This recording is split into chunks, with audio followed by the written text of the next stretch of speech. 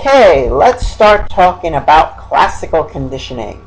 This is learning in which a response that is naturally caused by one stimulus comes to be elicited by a different, formerly neutral stimulus. And again, we're talking about involuntary behavior. We react to stimuli. Stimuli can cause us fear. It can cause us anger. It can cause us sadness. It can cause us to laugh. It can cause us to have all sorts of emotional reactions. It can cause us to get sick. It can cause us to all different kinds of behaviors that we do that may be kind of automatic. In other words, there are certain kinds of stimuli that can instantly cause us to feel a certain way and do a certain thing. And it doesn't always happen. We make those associations. Okay? Now, something like pepper causing us to sneeze, that's not learning. That's not classical conditioning. When we sniff pepper, black pepper, pepper causes us to sneeze. It's an irritant, and it causes us to sneeze. There's no learning involved in it. But if we start having a sneezing fit when we see the pepper shaker on the table, well, then that comes from classical conditioning, because it's not the pepper shaker that is causing us to sneeze, it's the pepper inside of it. So if we associated the pepper shaker with the pepper that's inside of it, that's where classical conditioning comes in, where we react to to a neutral stimulus, the pepper shaker, and we have the same reaction with that one as we did with the pepper inside of it. So when we learn to react to that neutral stimulus, that's classical conditioning, and we react to it. It becomes automatic. So let's talk about the origins of where classical conditioning, essentially the discovery of classical conditioning occurred. And it's Ivan Pavlov who really broke it down and did the experiments to actually show the process and show the sequence of how it works. And something that we take for granted, he really kind of outlined the process of what's going on. And this is kind of like the beginning of the work that led to John Watson, B.F. Skinner with the operant conditioning later on. So let's talk about what Ivan Pavlov did. Realize, first of all, that he was a physiologist. He was not a psychologist, even though classical conditioning is one of the most important concepts in the field of psychology. He was a physiologist. He was interested in the physiology of digestion. And so he studied dogs, and he measured their salivation, which is a part of their digestion, and that was what he was interested in doing. He fed the dog meat powder, which caused the dogs to salivate, and the dog essentially, and yes, he was measuring the salivation. Well, what he discovered was, during his experiments, during his work, that the dog was salivating before the food got there. If any of you are pet owners know, you might see your dog salivating even before it starts eating. Well, that's when Pavlov decided that he wanted to investigate this process. Why was the dog salivating before the food got there? Essentially, this indicates a learned response to something. When the research assistant was getting all the food ready, the dog was salivating. Well, that is, again, classical. That's classical conditioning. And now he needed to essentially figure out what is going on there. So he set up a circumstance where he would measure the response and essentially set up the circumstance that would occur. What he did was he rang a bell before giving the dog the food. And he did this every time. Rang the bell, then gave the food. Rang the bell, then gave the food. Rang the bell, then gave the food. The idea being, let's see if the dog can learn to salivate in response to the bell. This is the classical conditioning. And let's measure to see how long it takes for it to occur, how many times we need to do it before the dog learns it. Let's see how long it takes when we ring the bell. Do we ring the bell right before we give the food? Do we ring the bell a minute before? Do we ring it 10 minutes before? Whatever. So the timing of when you ring the bell, all that's important. And he was investigating this essentially to try to illustrate, when and how this learning occurs. So let's break down the elements of classical conditioning that he outlined. So we have the neutral stimulus, which is, again, the bell. And the neutral stimulus, the animal would not have any particular kind of reaction to this particular stimulus. And essentially what you're trying to do is to try to teach the animal to respond in a special way to this stimulus. And in Pavlov's case, we're talking about salivating in response to the bell. The unconditioned stimulus. This is a stimulus that naturally produces a response. In Pavlov's case, it's the meat powder. Food is an example of an unconditioned stimulus. I mentioned before pepper. Pepper causes us to sneeze. So pepper is an unconditioned stimulus that leads to the unconditioned response of sneezing. The unconditioned response is the natural, reflexive, physical response to the unconditioned stimulus.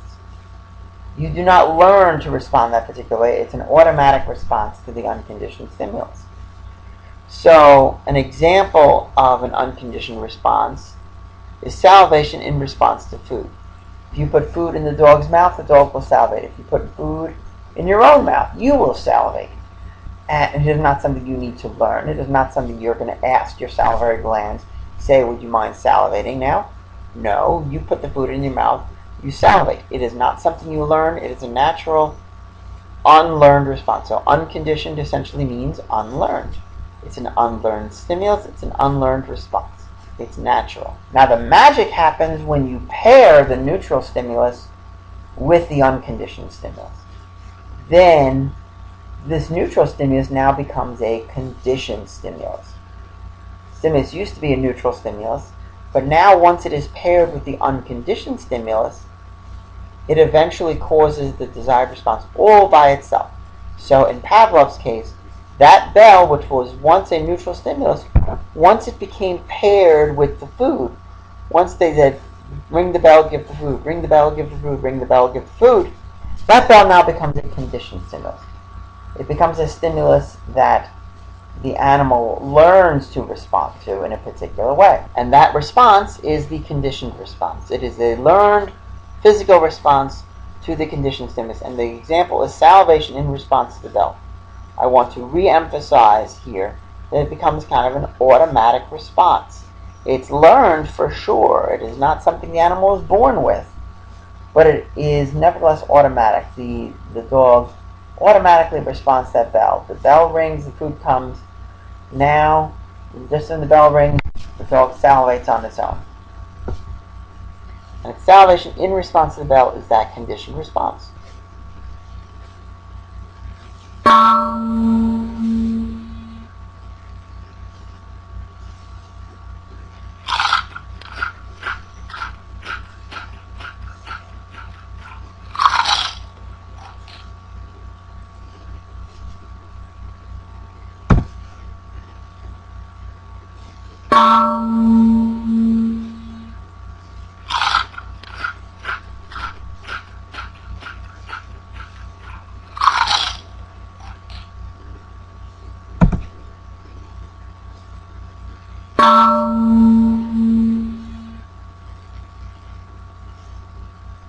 Okay, so you got an idea of the sequence of events that occurs with classical conditioning, and you see how it works. Now let's give some other examples. And remember, the Pavlov's research was with dogs, but this works with all animals too, including humans. So if this were an in-class activity, let's take a look and see if we can discover and identify the unconditioned stimulus, the unconditional response, the conditioned stimulus, and the conditioned response in each of the following examples. Start with the first one. Jonathan loves spicy food. Last week he ate a tía mexicana 3 times and literally perspired from the hot spices. Yesterday, as he drove past the restaurant, Jonathan began to perspire profusely. He wasn't eating, he was just driving by. So now, what is the unconditioned stimulus? The unconditioned stimulus is the spicy food.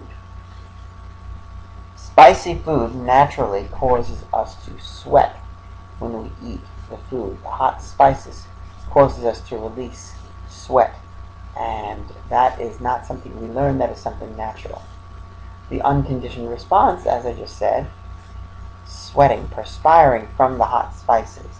Spices are the unconditioned stimulus, The unconditioned response is sweating in response to spices.